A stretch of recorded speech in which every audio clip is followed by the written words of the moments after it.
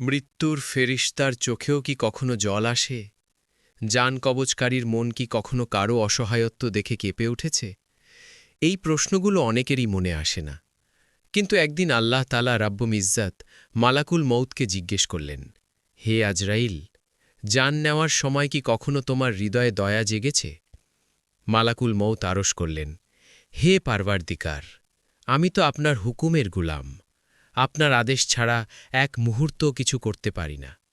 কিন্তু দুটি মুহূর্ত এমন ছিল যখন আমার অন্তর কেঁপে উঠেছিল, চোখ ভিজে উঠেছিল অশ্রুতে।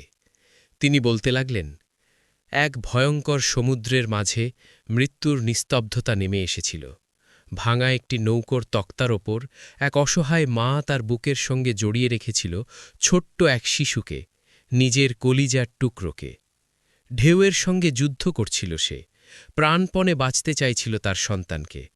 ঠিক তখনই আপনার হুকুম এলো, এই মায়ের জান কবচ করো। আমার চোখে অশ্রু জমে উঠল।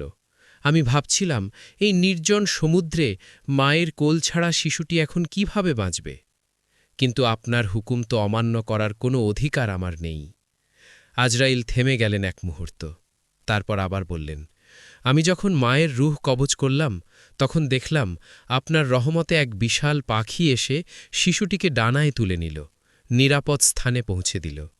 তখন বুঝলাম, যেখানে মানুষ অসহায়, সেখানেই আপনার রহমত সবচেয়ে শক্তিশালী।